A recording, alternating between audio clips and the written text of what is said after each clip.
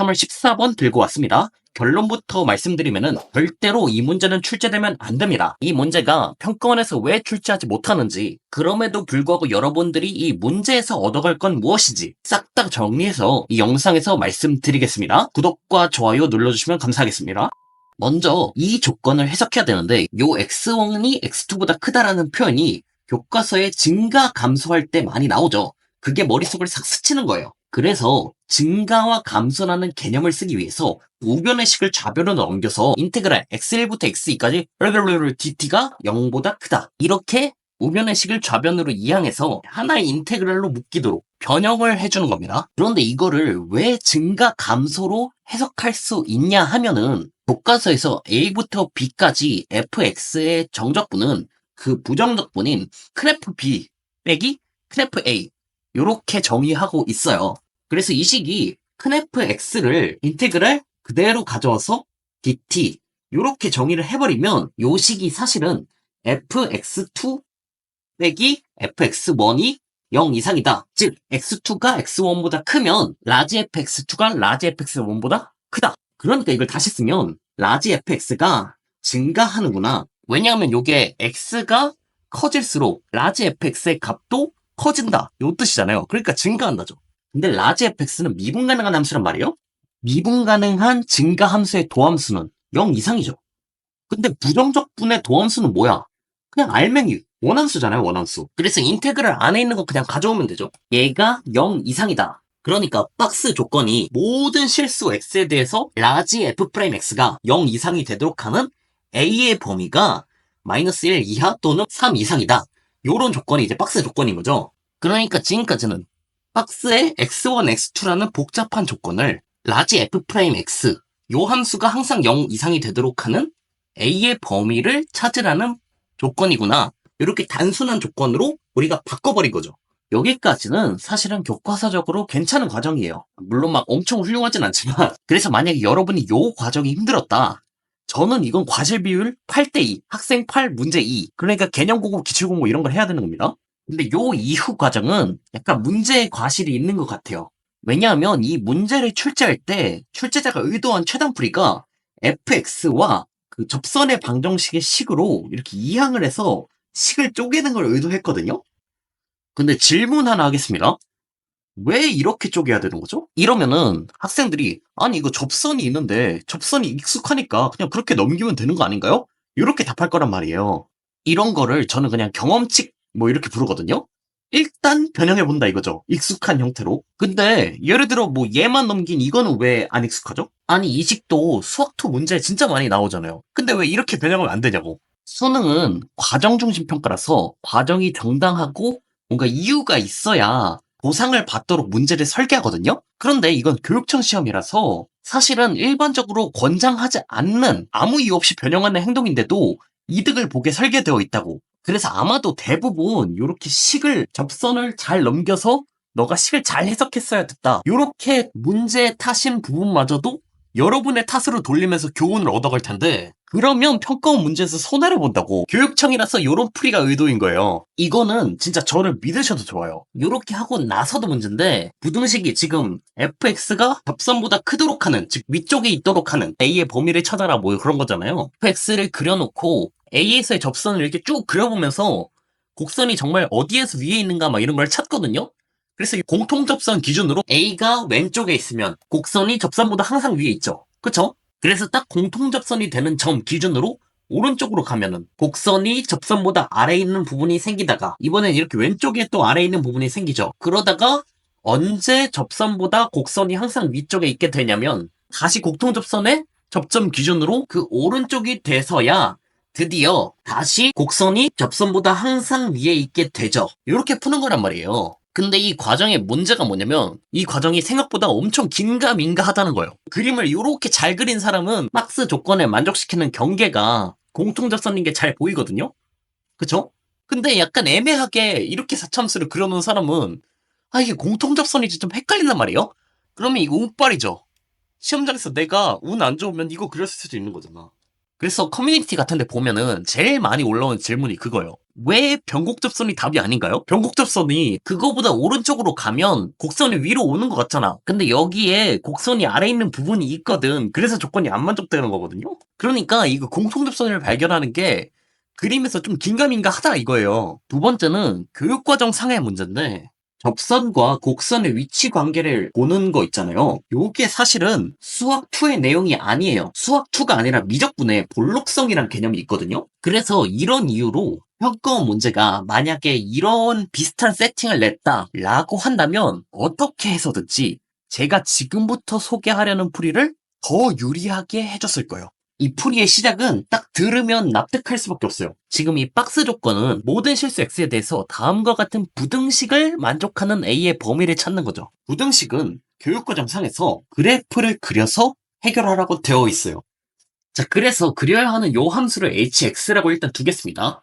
그리고 그래프를 그려야 하니까 미분을 하면 fx 미분하면 f'x고 상수 사라지고 그다음에 요건 1차 함수니까 f'a만 남죠. 그래서 f'x 빼기 f'a 이렇게 나오고요. 그러면 요 함수는 f'x랑 a에 따라 달라지는 함수니까 두 개를 대충 가정해보면서 찾아가면 되겠죠. f'x가 3차 함수니까 대충 요렇게 생겼다고 치고 a가 여기 있다고 치면 h'x는 f'x 빼기 f'a니까 h'x의 부호는 f'x가 f'a보다 더 큰 구간 즉 여기 부분에서는 플러스 f'x가 f'a보다 작은 요 왼쪽 구간에서는 마이너스 그러면 도함수의 부호를 알았으니까 원함수의 개형을 알 수 있죠.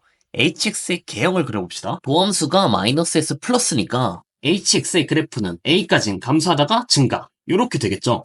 즉 hx가 0 이상인지는 hx의 최소값인 ha가 0 이상인지만 확인하면 되는데 ha는 fa 빼기 fa 빼기 f'a a-a니까 이건 뭐 그냥 0 빼기 0이잖아. 즉 ha는 0이고 그러면 최소값이 0이란 얘기잖아.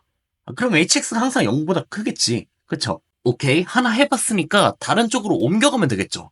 a가 만약에 요런 데 있으면 f'a가 요렇게 그어질 거고 요거 기준으로 위아래냐에 따라서 h'x의 부호가 달라지죠.